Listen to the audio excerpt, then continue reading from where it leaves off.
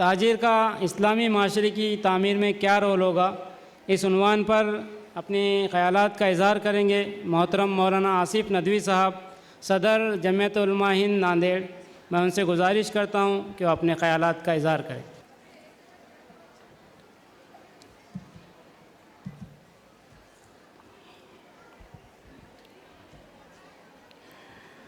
بسم اللہ الرحمن الرحیم۔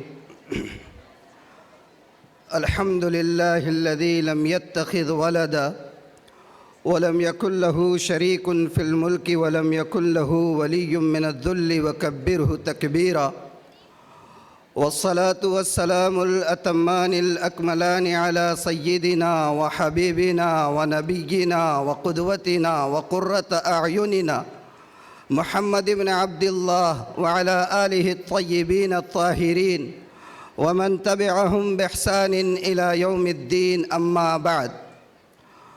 قال الله تبارك وتعالى: أعوذ بالله من الشيطان الرجيم، بسم الله الرحمن الرحيم. لقد كان لكم في رسول الله أسوة حسنة لمن كان يرجو الله واليوم الآخر وذكر الله كثيرا. صدق الله مولانا العظيم. وقال رسول الله صلى الله عليه وآله وسلم: إنما بعثت لأتمم مكارم الأخلاق.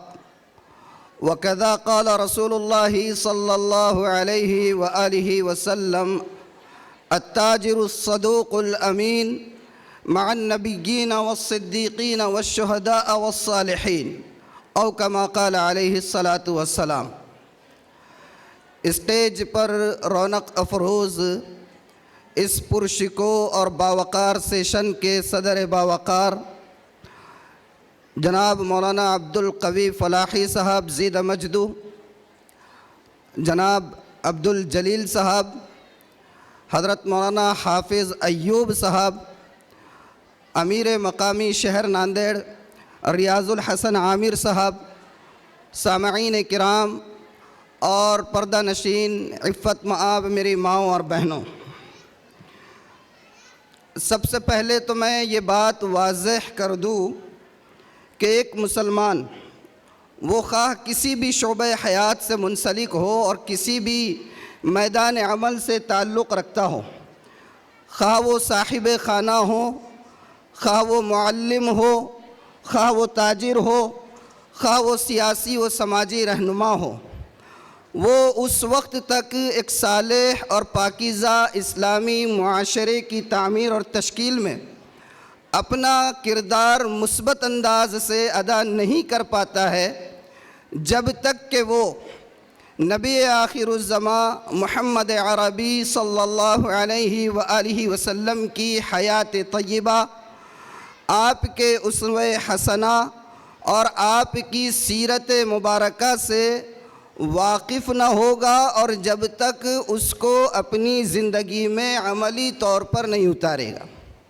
اس لیے کہ یہ بات تو میں اور آپ سبھی جانتے ہیں کہ میرے اور آپ کے آقا محمد الرسول اللہ صلی اللہ علیہ وآلہ وسلم صرف نبی اور پیغمبر ہی نہیں تھے، بلکہ آپ نبی اور پیغمبر ہونے کے ساتھ ساتھ ایک مصلح بھی تھے، زبردست قائد بھی تھے. جہاں آپ فوجوں کے سپہ سالار تھے وہیں فاتح اعظم بھی تھے. جہاں آپ سیاسی لیڈر اور قائد تھے وہیں پر آپ قاضی القضات اور چیف جسٹس بھی تھے. گویا یہ ہے کہ زندگی کے جس شعبے سے بھی آدمی تعلق رکھتا ہو اس کے لیے میرے اور آپ کی آقا محمد الرسول اللہ صلی اللہ علیہ وآلہ وسلم کی سیرت مبارکہ میں کوئی نہ کوئی نمونہ موجود ہے. اور مسلمان آپ ہی کے نقش قدم اور آپ ہی کے بتائے ہوئے طریقوں پر چل کر ایک اسلامی معاشرے کی تعمیر و ترقی کے اندر اپنا کردار ادا کر سکتا ہے. قبل اس کے کہ میں اپنے موضوع پر کچھ باتیں آپ کے گوش گزار کروں، مجھے ایک بات یاد آ گئی، مناسب لگتا ہے کہ وہ بھی آپ کے سامنے پیش کر دوں. آپ نے نام سنا ہوگا، بہت بڑے مورخ گزرے ہیں ہمارے اس بر صغیر کے، اور سیرت نگار بھی ہے علامہ سید سلیمان ندوی رحمۃ اللہ علیہ. جن کی کتاب سیرت النبی سیرت کے گوشے میں اور سیرت کے موضوع پر ایک مستند کتاب مانی جاتی ہے۔ علامہ سید سلیمان ندوی رحمۃ اللہ علیہ نے ایک مرتبہ رابندر ناتھ ٹیگور سے سوال کیا تھا کہ ٹیگور صاحب کیا بات ہے کہ ہندو میتھولوجی اور ہندو سنسکرتی اور ہندو کلچر اور ہندو تہذیب اس کی عمر صدیوں پر محیط ہے، کئی صدیاں گزر گئی، ہندو میتھولوجی چلی آ رہی ہے دنیا میں، اور اسلام محض 1300 سالوں سے اس دنیا میں ہے۔ جب علامہ سید سلیمان ندوی نے یہ سوال کیا تھا 1300 سال ہوئے تھے، اب اس وقت واقعے کو بھی تقریباً صدی سے اوپر کا زمانہ گزر چکا ہے، تو کہا کہ کیا بات ہے، ہندو میتھولوجی صدیوں سے اس دنیا میں رائج ہے، اسلامک تہذیب اسلامک کلچر محض 1300 سالوں سے اس دنیا میں ہیں، 1300 سال میں اسلام دنیا کے چپے چپے اور گوشے گوشے میں پہنچ چکا ہے۔ ہندو میتھولوجی ہزاروں سال کی تاریخ رکھنے کے باوجود دنیا کے محض 1 یا 2 ملکوں کے اندر منحصر ہے۔ آخر اس کی وجہ کیا ہے؟ رابندر ناتھ ٹیگور نے جواب دیا تھا کہ مولانا صاحب اس کا صحیح جواب تو یہ ہے کہ آپ کے مذہب میں آپ کے پیغمبر صاحب نے جو بات بھی کہی ہے اس بات کا سب سے پہلے عملی نمونہ خود کر کے دکھایا ہے، جبکہ دنیا کے دیگر جو مذاہب ہیں ان مذاہب کے پاس نری میتھولوجی ہے، پریکٹیکل نمونہ نہیں ہے۔ دوسرے مذاہب میں میتھولوجی ہے، تعلیمات ہیں، ہدایات ہیں، لیکن بتانے والے نے ان ہدایات کو عملی طور پر اپنی زندگی میں کر کے دکھایا ہو، اس کی گنجائش نہیں۔ تو ہم مسلمان ہیں، ہمارے لیے سب سے بہترین نمونہ ہمارے آقا ہیں۔ ہم جس شعبے سے تعلق رکھتے ہیں، معلم ہیں، صاحب خانہ ہیں، سیاسی سماجی رہنما ہیں، تاجر ہے، جو بھی میدان لیجئے، نمونہ دیکھنے کے لیے پہلے لقد کان لکم فی رسول اللہ اسوۃ حسنہ کی طرف دیکھنا ہوگا۔ میں نے جیسے بتایا کہ میرے اور آپ کے آقا کی زندگی میں اور آپ کی حیات مبارکہ میں ہر شعبہ عمل کے لیے نمونے موجود ہیں۔ آپ کی حیات مبارکہ کا ایک گوشہ تجارت کا بھی ہے۔ آپ کی زندگی کو اور آپ کی حیات مبارکہ کو ہم 2 حصوں میں تقسیم کر سکتے ہیں۔ اللہ کے رسول صلی اللہ علیہ وآلہ وسلم کی حیات مبارکہ کو ہم 2 حصوں میں تقسیم کر سکتے ہیں۔ ایک حصہ ہے نبوت سے پہلے کا، جو کتنے سال پر منحصر ہے؟ 40 سال پر۔ دوسرا حصہ ہے نبوت کے بعد کا، نبوت کے بعد کی زندگی 23 سال کی۔ اب اس نبوت کے بعد والی زندگی کو بھی آپ 2 حصوں میں تقسیم کر سکتے ہیں۔ پہلا حصہ مکی جس کے 13 سال ہوتے ہیں، دوسرا حصہ مدنی جس کے 10 سال ہوتے ہیں۔ تو یہ جو زندگی کے آپ کے 2 شعبے ہیں، اس 2 حصے ہیں، اس میں سے جو پہلا حصہ ہے نبوت سے پہلے والا، اس نبوت سے پہلے والے حصے میں میرے اور آپ کے آقا نے تجارت کی ہے، اور تجارت بھی کیسی کی ہے؟ خوب تجارت کی ہے۔ اور کیسی تجارت کی ہے؟ میں آپ کے سامنے کچھ باتیں اس حوالے سے رکھنا چاہوں گا انشاءاللہ۔ سب سے پہلے تو آپ غور کیجئے، یہ بھی ایک خدا کی دین ہی تھی کہ میرے اور آپ کے آقا باوجود ہے کہ یتیم پیدا ہوئے، جب آپ نے اس دنیا میں آنکھیں کھولی تو آپ کے والد بزرگوار اس دنیا سے رخصت ہو چکے تھے۔ ابتدائی 2 سال آپ کے دادا عبد المطلب نے آپ کی کفالت کی، 2 سال کے بعد آپ کے چچا ابو طالب کی زیر کفالت آپ آئے۔ ابو طالب نے میرے اور آپ کے آقا کی کفالت سبحان اللہ اپنے ایک عزیز ترین بیٹے سے بڑھ کر کی، ہر وقت اپنے ساتھ رکھتے تھے، ہمہ وقت اپنے ساتھ رکھتے تھے۔ محض آپ 10 یا 12 سال کے تھے جب ابو طالب اللہ کے رسول صلی اللہ علیہ وآلہ وسلم کو، جبکہ اس وقت آپ کو ظاہری طور پر نبوت سے سرفراز نہیں کیا گیا تھا، 10 یا 12 سال کی عمر میں ابو طالب اپنے بھتیجے محمد الرسول اللہ صلی اللہ علیہ وآلہ وسلم کو ساتھ لے کر گئے ملک شام تجارت کے گر سکھانے کی غرض سے، تاکہ آپ شام میں آئیں، میں جو تجارت کر رہا ہوں اس کو دیکھیں، مارکیٹ کا لین دین اور ٹرانزیکشن ڈیلنگ کیسی ہوتی ہے اس کے نشیب و فراز کو سمجھیں اور اس میں مہارت حاصل کریں۔ ساتھ میں تو لے کر چلے گئے، لیکن اتفاق کی بات کہ جو راہب ایک تھا وہاں، اس نے آپ کو دیکھا اور آپ کی پیشانی پر نور نبوت کو چمکتا ہوا محسوس کیا، اور ابو طالب سے یہ کہا کہ آپ اس بچے کو فوراً یہاں سے واپس روانہ کر دے، اس لیے کہ اس کی پیشانی میں جو چمکتا ہوا نور میں دیکھ رہا ہوں، یہ وہ نور ہے جو جس نور کی پیشن گوئی ہماری کتابوں میں پہلے سے کر دی گئی ہے، جو ایک نبی آخر الزماں کی نشانیاں ہیں۔ اگر ان اہل کتاب علماء نے اس نور کو دیکھ لیا تو وہ اس بچے کے جان کے دشمن ہو جائیں گے۔ ابو طالب نے واپس کر دیا۔ زمانہ گزرتا رہا، آپ جوان ہوئے، مکہ میں رہتے ہوئے آپ نے تجارت کرنی شروع کی، اور ایسی تجارت کی اور اتنی دیانتداری، امانت داری اور راست بازی کا آپ نے ثبوت دیا کہ مکہ کے چپے چپے میں آپ کے نام کا ڈنکا بجنے لگا، شہرے ہو گئے آپ کے نام کے، اور مشہور ہو گئے کہ محمد امین ہے، صادق ہے، دیانتدار ہے، راست باز ہے، راست گو ہے، اور کوئی بات خلاف واقعہ نہیں کرتے۔ اتنا چرچا ہوا کہ خدیجہ رضی اللہ عنہا جو ایک بہترین بزنس وومن تھی، انہوں نے اللہ کے رسول کو آفر کیا کہ آپ آئیے اور میرے مال کو آپ لے کر جائیے، مارکیٹ میں آپ کو اس طریقے سے جتنا محنتانہ دیا جاتا ہے میں اس سے 2 گنا منافع آپ کو دوں گی۔ اللہ کے رسول صلی اللہ علیہ وآلہ وسلم نے حضرت خدیجہ کی اس پیشکش کو قبول کیا، اور ان کا سامان تجارت لے کر آپ ملک شام گئے۔ وہاں پر آپ نے جس انداز میں لین دین کیا، جس انداز میں ٹرانزیکشن کیا، جس انداز میں آپ کی ڈیلنگ ہوتی رہی، حضرت خدیجہ کے غلام میسرہ ساتھ میں تھے سفر میں، وہ یہ سارا مشاہدہ کرتے رہے، اور اس کے علاوہ بھی اللہ کے رسول صلی اللہ علیہ وسلم کے ساتھ جو غیبی نظام مدد کا جاری تھا اس کا بھی مشاہدہ اپنے سر کی آنکھوں سے کرتے رہے میسرہ۔ واپس جب گئے تو حضرت خدیجہ کے سامنے سارے مشاہدات اور آبزرویشنز کو رکھا کہ میں نے عجیب کیفیت ان کی دیکھی ہے، ہم نے اس سے پہلے بہت سارے مال تجارت کا سامان لے کر گئے ہیں، تجارت بھی کی ہے، لیکن ان کی جو ڈیلنگ تھی کسٹمر کے ساتھ، ان کا جو انداز تھا، بات کرنے کا جو انداز تھا، وہ میسرہ کہتے کہ ہم نے زندگی میں کبھی ایسا نہیں دیکھا۔ پورے سفر کے دوران حضرت میسرہ جو حضرت خدیجہ کے غلام تھے وہ کہہ رہے ہیں کہ پورے سفر کے دوران کوئی ایک ٹرانزیکشن، کوئی ایک معاملہ اور کوئی ایک ڈیلنگ ایسی نہیں ہوئی ہے جس کے اندر بحث و مباحثے کی اور نزاع کی کیفیت پیدا ہوئی ہو۔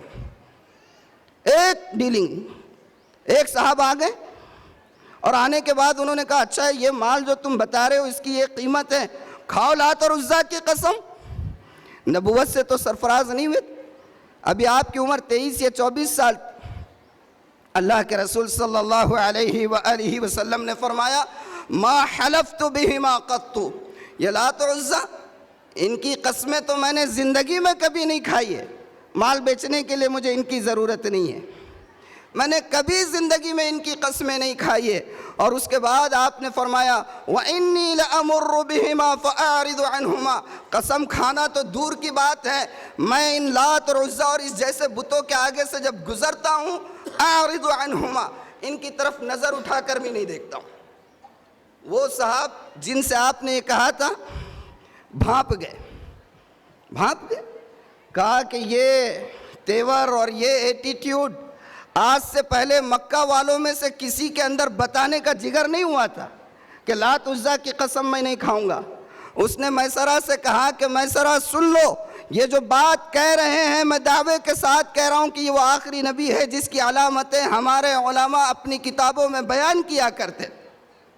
ہوا اسی طریقے سے پوری دنیا نے دیکھا۔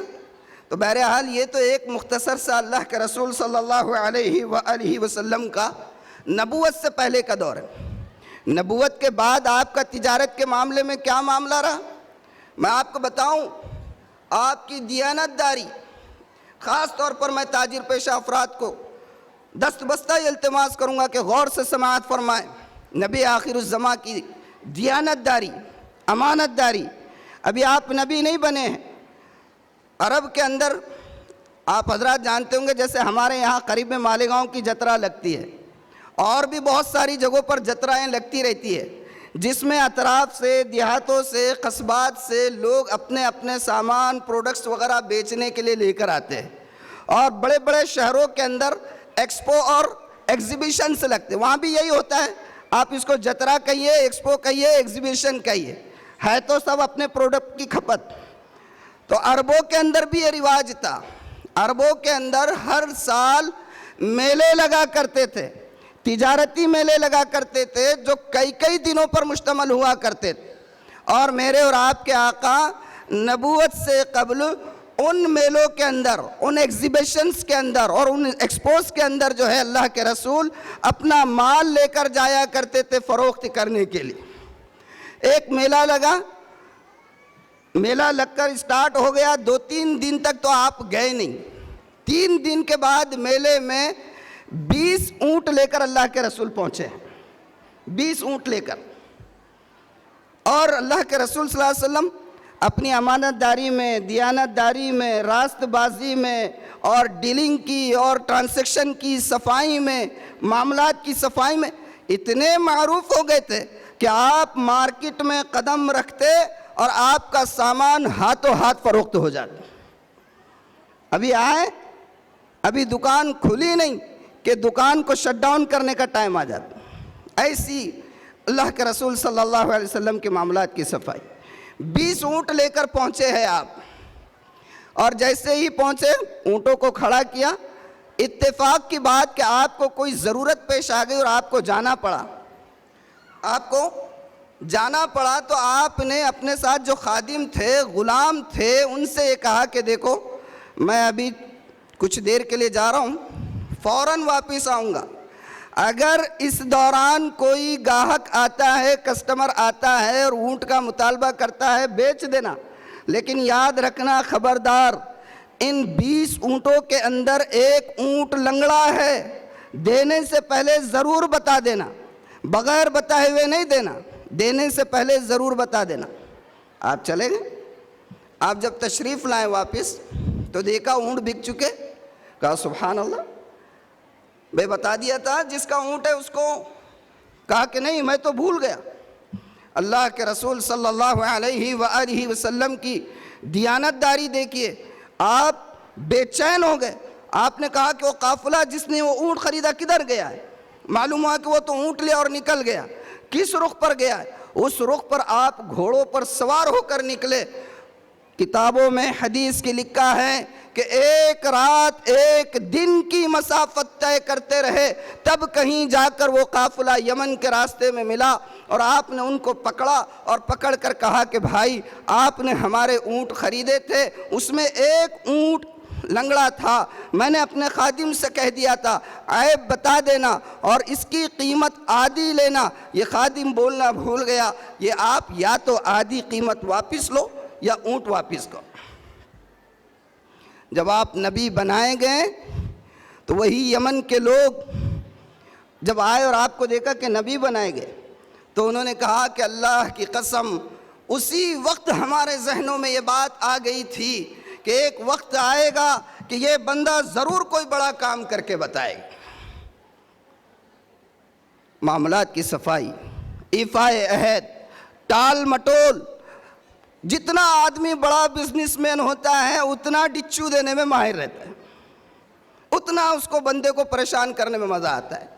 چیک دے دیے، معلوم ہے اکاؤنٹ میں پیسہ نہیں ہے، مگر اطمینان رہتا ہے بھائی چلو 15 دن تو ٹل گئے نا، کون سا 15 دن میں بونس، چلو یہ انداز۔ میں آپ کو ایک حدیث سناؤں، میرے اور آپ کے آقا فرماتے ہیں مثل الغنی ظلم، مالدار کا ٹال مٹول کرنا، سن لو، مثل الغنی ظلم، مالدار کا ٹال مٹول کرنا ظلم ہے، اسی طریقے سے ظلم ہے جیسے کسی کو تھپڑ مارنا ظلم ہے، جیسے کسی کو قتل کرنا ظلم ہے، جیسے کسی کا حق چھیننا ظلم ہے، اسی طریقے سے مالدار کا کسی کے ساتھ وعدہ کر کے ٹال مٹول کرنا یہ بھی ظلم ہے۔ تو بہرحال نامہ اعمال بھی آ گیا ہے، تو مختصر میں خلاصے کی طرف آ کر بات کو ختم کرتا ہوں۔ اللہ کے رسول صلی اللہ علیہ وآلہ وسلم کی سیرت مبارکہ کے حوالے سے بات شروع کرے بندہ تو سننے والے بھی وجد میں آتے رہے، بولنے والا بھی جو ہے مزے لیتے رہے، مگر وقت کی قلت ہے، اس کو بھی پیش نظر رکھنا ہے۔ دیکھیے میں ایک بات آخر میں آپ سے کہتا ہوں کہ سارے دین کا معاملہ آپ دیکھ لیجئے، جتنی تعلیمات دی گئی، جتنی ہدایات دی گئی، جتنے مسائل بتائے گئے، آپ علماء سے پوچھ لے، فقہاء سے پوچھ لے، محدثین سے پوچھ لے، ایک حصہ عبادات کا ہے، 3 حصے معاملات کے ہیں۔ ایک حصہ عبادات کا ہے تو 3 حصے معاملات کے ہیں۔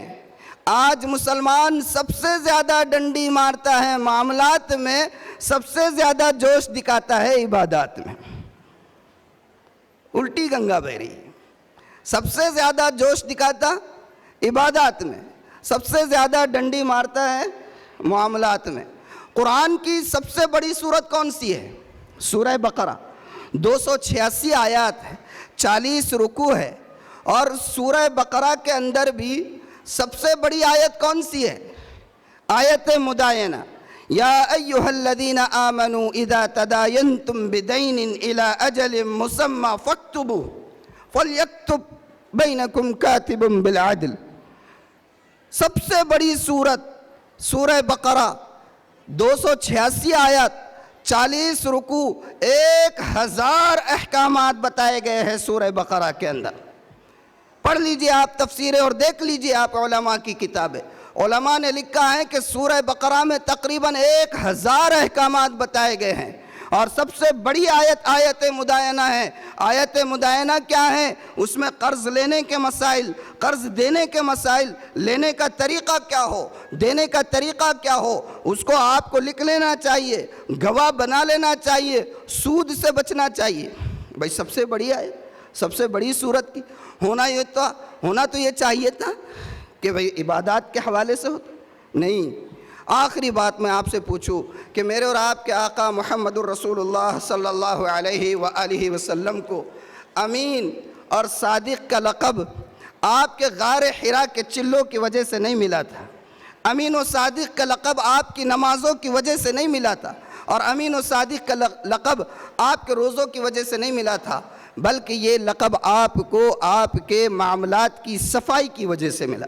اور آج بھی ایک بہتر اسلامی اور پاکیزہ معاشرے کی تشکیل میں سب سے زیادہ مؤثر اگر کوئی چیز ہو سکتی ہے تو وہ ہمارا کردار ہے ہر میدان کے اندر۔